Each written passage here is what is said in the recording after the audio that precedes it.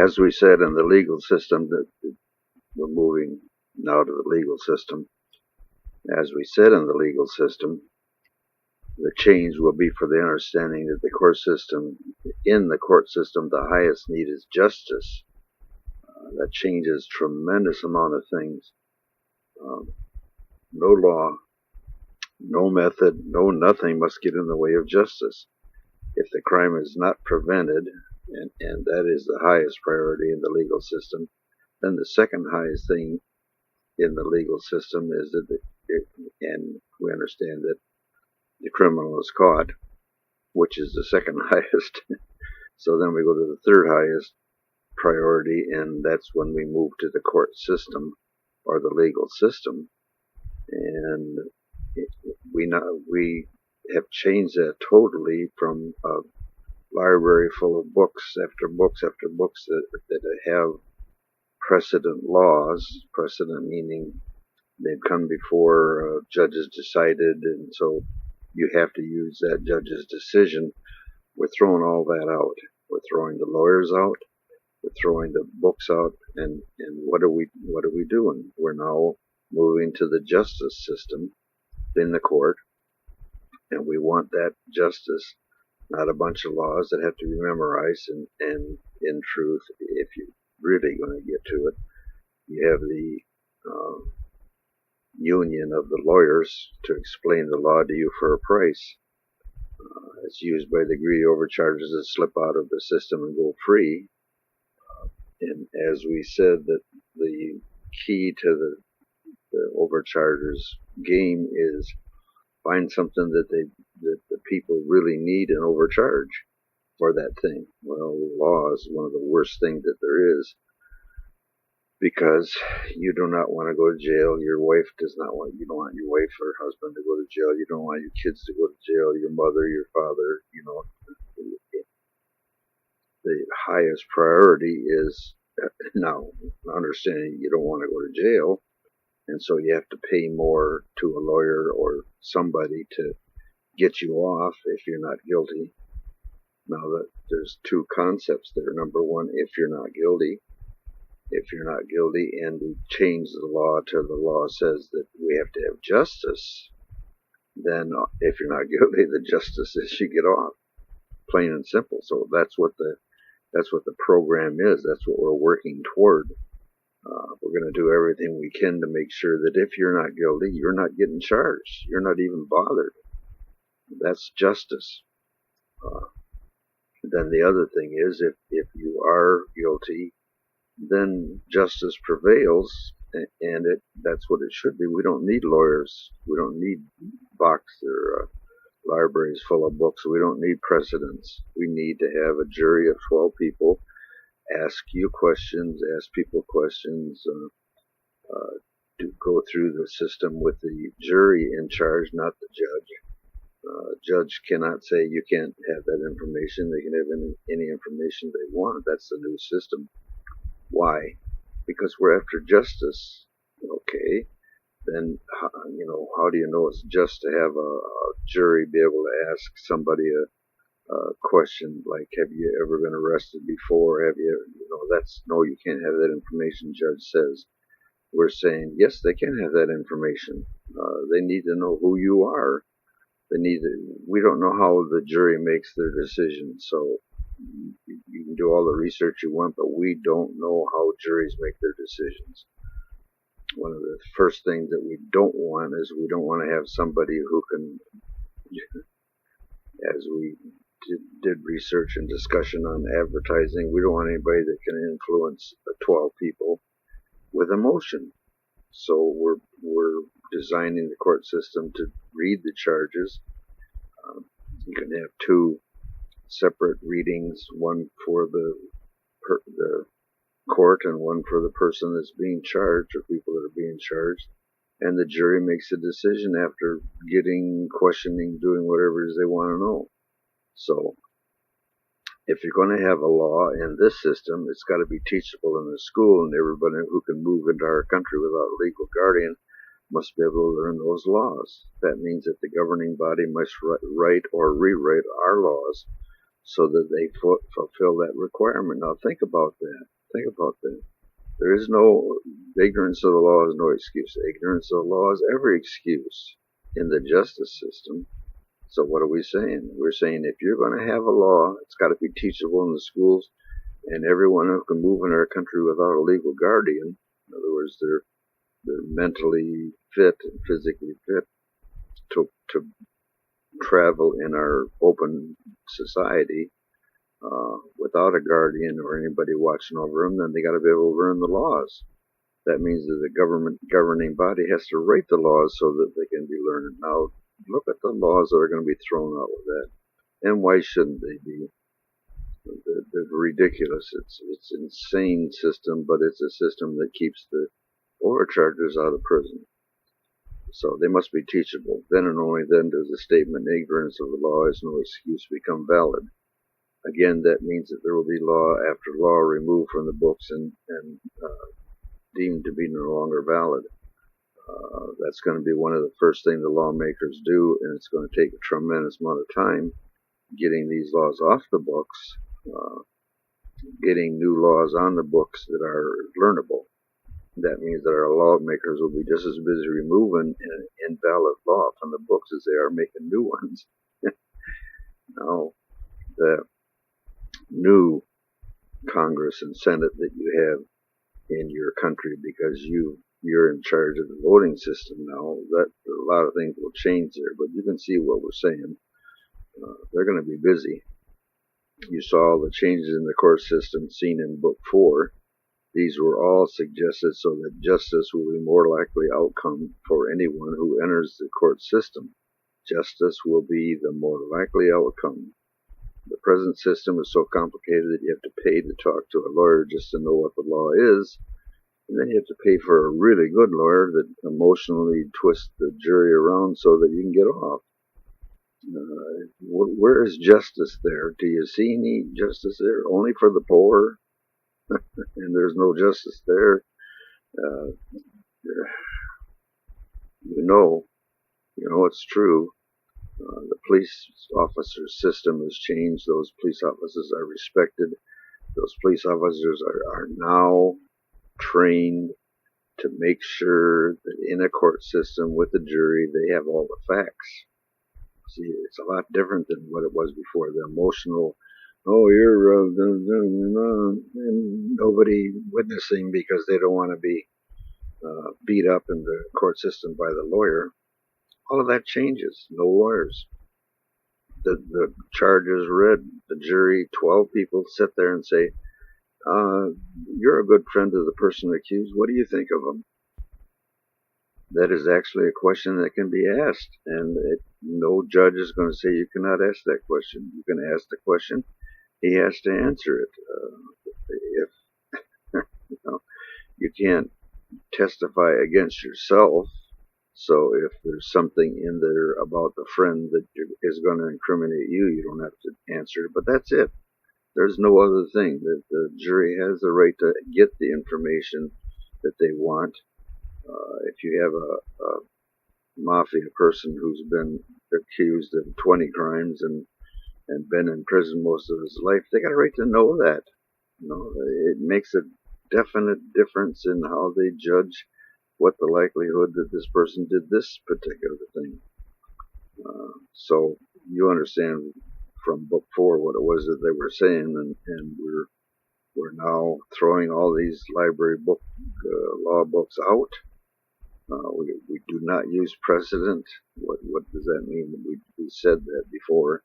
What does that mean? That means that if a judge yesterday found a person guilty, or judge, if a jury found a person guilty of a crime and 2 days later another guy comes in or a girl comes in and did the same crime, there is no precedent.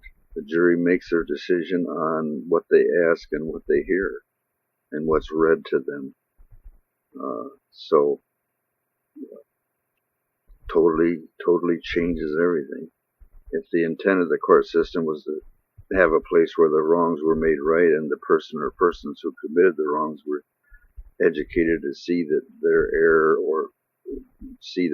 no, we're talking about reforming those who committed the crime. If we, what are they saying? They're saying, hey, look, in a court system, we're trying to find out, are you guilty? That's number one. If you are guilty, we want to reform you, or we want to put you behind the fence because you're not reformable. So that's the way that the new court system is, or the legal system is. So now we have to change all the things that are wrong, if you will, in the court system. And that's what we're doing. And the main focus is always justice. Justice. Somebody can come into the court and say, you're doing this and you're doing this, but that's not just. We're not going to come out with an end result of justice, and then they have to change it. So the truth now the question the truth now is, would the court system be anything like it is now? No, it wouldn't be anything like it is now. So really, you get to the point where you start look at all the legal suggestions in Book 4, then you have a situation where everything gets changed because you're not following the end result, which is justice.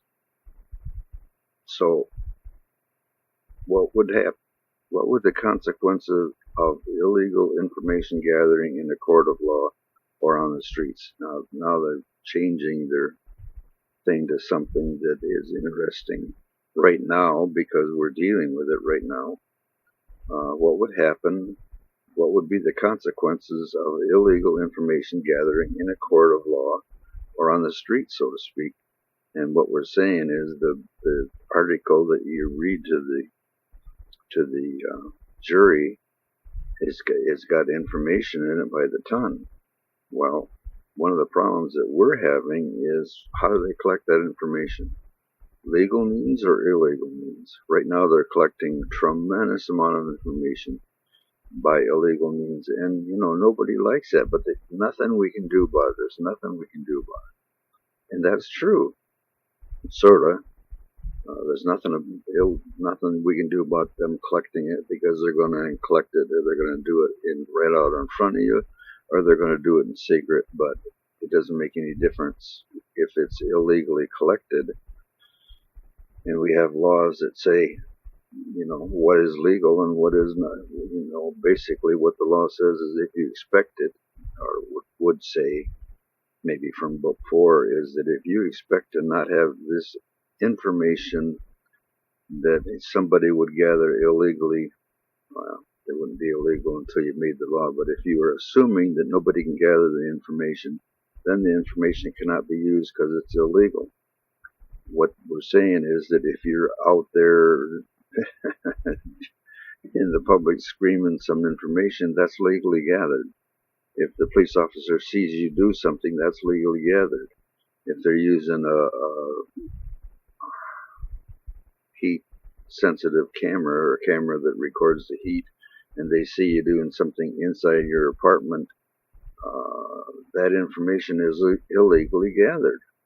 They cannot, remember, your castle, they cannot enter your castle by any means. They cannot telephone you. They cannot use secret cameras. They can't record what you say, on and on and on, because that's illegal. So what are you going to do? You can't stop them. Okay.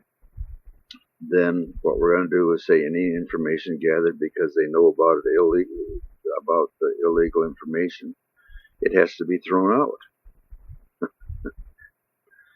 That will probably end the case, and the person who's brought in and they use illegal information and it's thrown out, that will probably let a criminal get away with the crime. But only for a short time that it takes to stop the illegal gathering of information. You have to understand the government has to prove. Now, this is the key thing. You have to understand that the government has to prove that no illegal information was used to make their case. They have to prove that they didn't use any illegal information, and that's a pain. The obvious best method to prove that you would stop gagging, the obvious best method to prove that would be to stop gathering illegal information. Now, do you understand what they're doing? They're saying, bring it to court. You use any illegal information, or we say you're using illegal information, and you have to prove that you didn't. See, it's just kind of turns everything around, but that's the way it should be. Prove that you didn't. Well, we can't prove that we didn't. Okay, that person's off because you can't use illegal information, or the charge is thrown out. Okay, now we've got several people that are out on the street again that are rotten to the core, and there's nothing they can do about it except stop using illegal information, stop gathering illegal information. That puts an end to it, because they have to prove that they didn't. You understand? It changes everything. If we have to prove that they did, they're sneaky, but they have to prove that they didn't. Now that's a whole different program. We choose to make it illegal to gather any information by any means where the normal person would expect privacy. That would be the single law. You cannot gather information where any normal person would expect privacy. What does that mean? It means that any place where you as a citizen would expect to have your words or actions not be in any way used against you, that should be, you take a look at it and say, you use that. I had an expectation that nobody would see that, and you use some equipment to see that, and that's illegal. In the home, in the car, any place where you'd expect what it is you're doing to be private, that is illegal to gather. Those places would be privacy zones, and the law would protect them. What about information illegally gained that point to a felony crime or a possible plan to commit a felony? If a person is planning or has done something that is a felony, they have voluntarily given up their rights as a citizen of this country, right? That's what the law says now. If you're going to commit a felony, or you have committed a felony says that you have given up your citizens' rights. If you have given up your rights, you don't have the right to that security. You've voluntarily given up that right, then the information can be used to stop or arrest that person. It cannot, however, be used against any other person unless they too have committed or are planning to commit a felony. Do you see how and you see the court system where they say, you've got the top guy in the thing, but you've got Johnny Dogood here who's the second in command, and you're arresting him too, and you're arresting him with the information that you got from the felony committed by the top guy, and you can't use it on him because he didn't commit a felony while you were watching him. So you can see, okay, I mean, they're committing a crime. They're killing somebody. The top guy and the second guy are killing somebody. You know about the top guy, so he's committing a felony or going to commit a felony, and so you're watching him. And as you watch him, you see the second in command shoot too. Well, here's the problem. If you only use that information of the stuff that was gathered because top guy had committed a felony, you don't have the same right for the person second in command to use that secret spy stuff on him unless you, well, of course he's committing a felony by killing the person, but if he didn't shoot, if he just stood there and watched, and you can't charge him for anything he did because you saw him with something that's illegal for him because he hasn't been charged with a felony yet. So you see how tricky difficult, maybe you might say that the ability to use secret information, they're going to throw that out the window. They're going to stop getting you, I mean, what it is that we really want. We want them to use that information to get the felony guy, but we don't want that the government to be able to use that to what are the things that you don't want? You don't want the government to use that information against you as a threat. Okay, you have to do what we want you to do because we've got this information gathered, and we're going to use it. And you say it's illegal for you to use it. Oh yeah, I forgot. So that's what you want. Any trouble if caused by the government's gathering of illegal information would have to be corrected as much as possible by the government, corrected as much as possible and paid for by the federal government. Now, that's one of those concepts that we're using in law all the time. Now, in the new system, which is if you make a mistake, you're going to have to correct it. You're going to have to, go to the people that they're however you have to correct it. Nobody can say, oh, that guy's a rotten crook. How do you know? Because the federal government spied on him and found him doing it. No, you can't do that anymore. And if you do, you've made a mistake, and you have to go to the people that might say he's a crook and tell them, nope, he's not a crook. We've found out that we have no legal right to say that he had anything, and that's the way it has to be. So any information that's used to give a person a problem, if illegal, will be against the law, no matter who it is, up to and including the president, and it can and must be brought to trial. It also must be corrected by the federal government. You make the mistake as a hired person for the federal government, then the federal government has to pay for the mistake. We were doing this by the numbers. It would cause, why I say that, because it's number 6 that we're going to now. It would cause the bringing to court of government officials who broke the law, also not just a citizen. What a change, huh? You have a government official who used this piece of equipment and broke the law. He goes to the legal system and he's charged. He's not exempt. However, any action that leads to any non-citizen's arrest and prosecution using illegal information would be accepted as long as it was then not used to affect an American citizen. What they said before, if you're not an American citizen, you don't have those rights.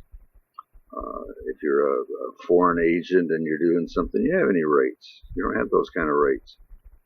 So you're all set. The guys that did it is in trouble, but the guy that's next to him, you can't gather any information on him because that's the law. It cannot be used to affect any American citizen. Non-citizens would have no right under this law. And that's what we said before. We will not have a foreign citizen using the rights of an American citizen to commit crimes against us. It's stupid. A non-citizen doesn't have those rights. Number 9, the end result will be the end of any illegally obtained information. That's what you want, isn't it? Isn't that what you're really after? Everybody says, well, if you didn't do anything wrong, you don't care if the government collects information on you. You're an idiot. They can use it to bribe you. They can use it to make you do things they don't want you to do.